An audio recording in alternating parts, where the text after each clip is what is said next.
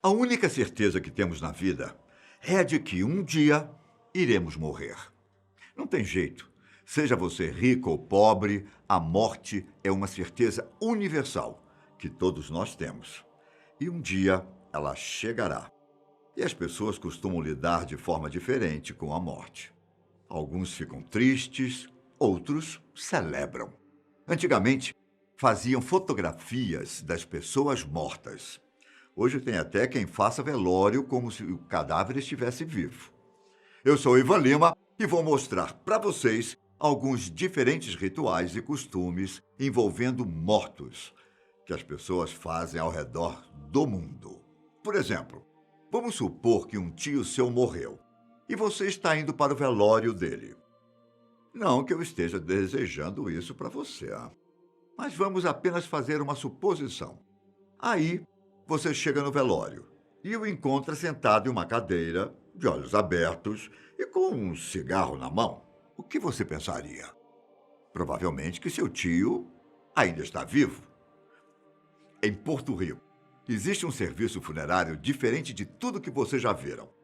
A empresa faz um tipo de velório onde coloca os cadáveres em poses que representam as coisas que eles mais gostavam ou que agradam à família. Em 2016, uma imagem começou a viralizar na internet. Era o velório de um homem chamado Jesus Dias Beato, de 26 anos de idade. Na despedida, a família pediu para que ele fosse colocado sentado em uma cadeira com as pernas cruzadas, um cigarro na mão e os olhos abertos enquanto usava óculos. O que mais chamou a atenção, obviamente, foram os olhos abertos.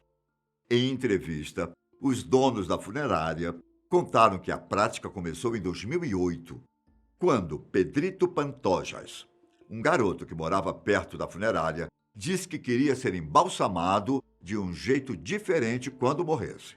Ele dizia que quando morresse, queria ser embalsamado de pé. A princípio, eles não deram muita importância e achavam que era apenas piada. Mas um dia ele morreu e sua mãe pediu para que o desejo do filho fosse realizado. Depois, começaram a chegar outros pedidos. Um deles foi o de Jomar Aguayo, um jovem de apenas 23 anos, que em 2009 foi velado no bar de sua mãe, sentado em uma mesa jogando dominó. Talvez essa era a boa lembrança que a mãe tinha do filho. No caso de Christopher Rivera, um ex-boxeador, sua despedida foi em um ringue, com direito a luvas e tudo mais. Também teve o caso de David Moraes, que era apaixonado por motores e acabou sendo velado em cima de uma moto. Depois que eles começaram, a prática passou a se espalhar pelo mundo. Esse tipo de embalsamento, dependendo da posição da pessoa, pode demorar até 3 dias. Depende do pedido. No caso do homem da moto, é uma posição mais complicada para trabalhar, mas eles sempre tentam realizar o desejo do cliente. Em um caso onde uma senhora foi velada em sua cadeira de balanço, pouco tempo antes de morrer, ela explicou exatamente o que queria no seu velório e organizou para que tudo ocorresse do seu jeito. Porém, a funerária Marim, um negócio familiar que emprega 7 pessoas, recebeu duras críticas de pessoas que afirmavam que a funerária não cumpria o regulamento. Depois de ser investigada, as autoridades afirmaram que não encontraram irregularidades na empresa. O preço para ser embalsamado desse jeito, segundo foi divulgado pelo El País em 2016, os preços são a partir de $2.000. E tudo vai depender de qual posição o cliente quer e qual tipo de caixão. E você? Teria coragem de pedir para ser embalsamado depois de morto? Se você achou esse tipo de velório estranho, espere até escutar o que eu vou contar agora. Nas comunidades instaladas em altitudes elevadas no Himalaia, onde as pessoas vivem isoladas do resto do mundo, eles têm uma maneira diferente de enterrar os corpos. Na verdade, eles não enterram, porque é praticamente impossível. O chão rochoso e congelado dificulta os enterros. Então, eles cremam os corpos? Na verdade, não. A cremação também é complicada por causa da ausência de árvores que poderiam servir como lenha. O jeito é fazer o que é chamado de funeral nos céus, um ritual sagrado muito antigo. Para fazer o processo, existe uma espécie de agente funerário local que, após caminhar cerca de 1 hora e meia com o cadáver, joga o corpo em um local repleto de abutres. Os animais são responsáveis por comer o corpo antes que a decomposição comece e dissemine doenças. Para o budismo, religião do povo local, esse é um ato sagrado que ajuda a sustentar a vida de outro ser vivo. Eles também acreditam que depois da morte a alma da pessoa já migrou para outro plano e assim o corpo se torna apenas um invólucro vazio. Para deixar as coisas ainda mais bizarras, pensando em facilitar para os abutres, os corpos são cortados em pedaços antes de serem jogados. Enquanto uns jogam os corpos para os abutres, na Indonésia, exatamente na região de Tanah Toraja, os mortos participam do dia a dia da população. Quando uma pessoa morre, levam meses, às vezes até anos, para que o funeral seja feito. Enquanto isso não acontece, as famílias ficam com os corpos em casa, cuidando deles como se estivessem vivos, levando comida, bebida e até cigarros. Até as roupas são trocadas todos os dias e os cadáveres têm um recipiente para fazer suas necessidades. Essa é uma tradição secular e as famílias têm medo de que, se não cuidarem bem dos corpos, os espíritos podem voltar para assombrá-las. Para que o mau cheiro não tome conta da casa, antigamente eram usadas ervas especiais para esfregar no corpo. Mas atualmente, muitas pessoas optam por usar o formol. Quando o corpo finalmente deixa a casa da família, se inicia uma grande procissão em torno do vilarejo. Para o povo Torajans, é no funeral que a alma da pessoa deixa a terra e começa sua jornada para o Poya, o estágio final da vida após a morte, onde a alma reencarna.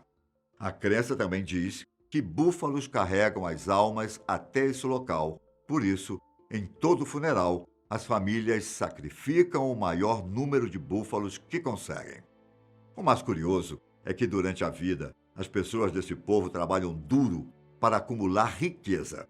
Porém, em vez de usufruir dessa riqueza durante a vida, eles economizam para ter um belo e farto ritual quando morrerem.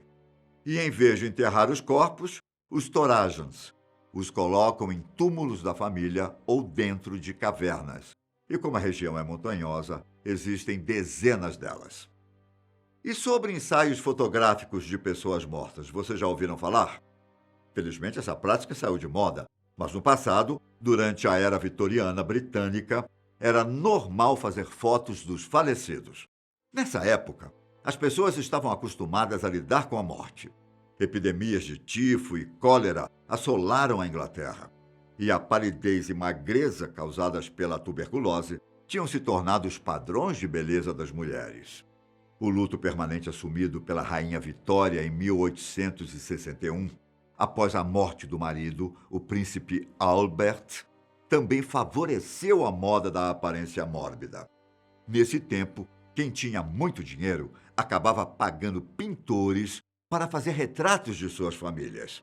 Quem tinha menos dinheiro fazia pequenas lembranças, como souvenir de mechas de cabelo. Quando a fotografia começou a se popularizar e ser mais acessível, as pessoas começaram a fazer fotos com os parentes mortos. Crianças que pareciam estar adormecidas e jovens que apareciam reclinadas nas imagens posavam com seus familiares, como se ainda estivessem vivos. Com o passar do tempo, o preço da fotografia caiu ainda mais e muitas famílias tiveram a chance de, pela primeira vez na vida, ter uma foto conjunta, independentemente se os familiares estivessem vivos ou mortos. Em alguns casos, essa era a única chance de ter alguma lembrança de um ente querido. Um dos costumes mais bizarros era dos pais, que tiravam fotografia com seus filhos mortos. Em alguns casos, os olhos das crianças eram pintados sobre a foto para parecerem estar vivas. enquanto que as meninas eram colocadas ao lado de suas bonecas. Com o passar dos anos, dois motivos fizeram essa prática desaparecer. Primeiro, que a saúde do povo britânico teve uma melhoria considerável e a taxa de mortalidade não era tão alta assim. Ou seja, as pessoas estavam convivendo cada vez menos com a morte de seus entes queridos. Com o surgimento da fotografia instantânea, que permitia que as próprias pessoas tirassem fotos de seus familiares ainda vivos, os retratos pós-morte, como eram chamados, pararam de ter demanda. Hoje em dia, o que nos resta são retratos da mortalidade da era vitoriana. Esses foram algumas das diferentes tradições e costumes pós-morte ao redor do mundo. Eu me despeço por aqui e até o próximo vídeo. Um grande abraço. Tchau!